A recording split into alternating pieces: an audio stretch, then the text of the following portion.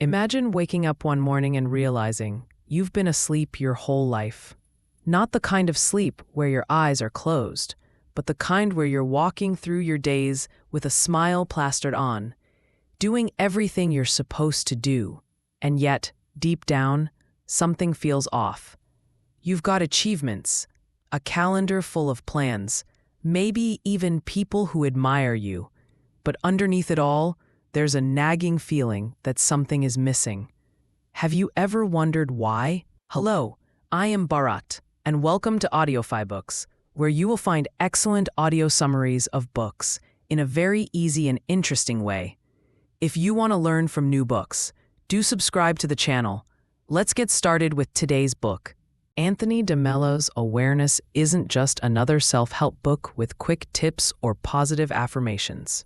No, this one doesn't comfort you. It wakes you up.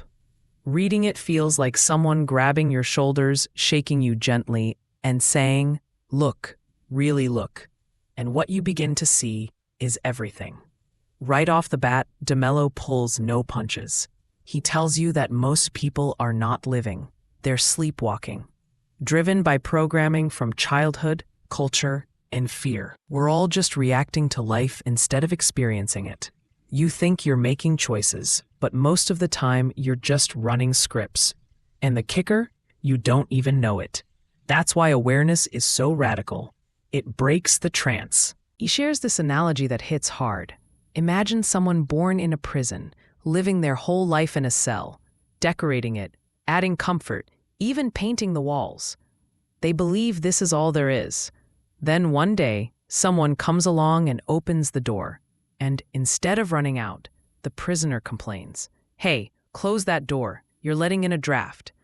That's how most of us live, clinging to the familiar, even if it's limiting us. De Mello's words carry the kind of clarity that stings. Like when he says, "If what you seek is truth, you must be willing to let go of every opinion and belief." That's wild, right? We spend our lives building identities around our beliefs. Our political views, our religion, our past hurts, our hopes for the future, they're all woven into how we see ourselves. But what if the very things we cling to are blocking us from being truly alive? One of the most liberating ideas in this book is this: nothing outside you has power over you, unless you give it that power. Let that sink in. Nothing. Not your job, not your partner, not your past. He says we've handed over our happiness to people and events, then wondered why we feel helpless. Like giving someone else the remote control to our emotions and saying, "Please, make me happy." It's madness, but it's common. There's a moment in the book where he tells a story about a man who gets angry every time it rains on his day off. The man says, "I hate the rain. It ruins everything." And de Mello responds with a simple question. Is the rain the problem, or is your attachment to sunshine the problem? Boom. That's it. The problem isn't life. It's our demand that life go our way. The more attached we are to how things should be, the more miserable we become. But here's where things get interesting. De Mello doesn't ask you to fight your attachments. He just asks you to see them. That's it. Just look, observe, without judgment, without trying to change anything. This kind of awareness is not analytical. It's like switching on a light in a dark room. Suddenly, you see the furniture. You see where you're bumping into things. And from that clarity, change happens naturally. Not because you forced it, but because you finally saw clearly. He emphasizes that awareness is like watching yourself in a mirror. Just watching. When you get angry, don't say, "I shouldn't be angry." Just notice, anger is here. When you feel jealousy or fear, don't suppress it or label it bad. Just witness it. This witnessing, he says, is the doorway to freedom. Because as soon as you can see something clearly, you're no longer possessed by it. De Mello even challenges the idea that love is attachment. That's a tough one. He says most of what we call love is really emotional dependency. You love someone because they make you feel good, or safe, or wanted. But if they change, or leave, or disappoint you, suddenly your love turns into pain or anger. That's not love, he says. That's clinging. Real love is free.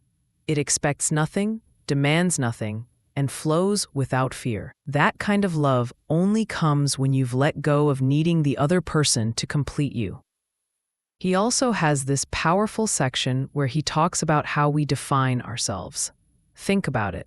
We say, I'm a doctor, I'm a student, I'm a mother, I'm successful, or I'm a failure. But these are all roles, masks, labels. When we cling to them, we become terrified of losing them. What if I lose my job? What if I fail? What if people don't like me? But awareness invites you to peel all that away and ask, who am I without those labels? What's left when all the masks drop? And that question, who am I, is not something you answer with words. Mello says, it's something you experience when the mind becomes still and you just are. Not doing, not striving, just being. There's such a peace in that. It even brings humor into it. He tells a story of a man who asked a Zen master, how do I become enlightened? The master replied, have you finished your rice porridge? The man said yes. Then go wash your bowl. Enlightenment isn't about mystical experiences or levitating in the Himalayas.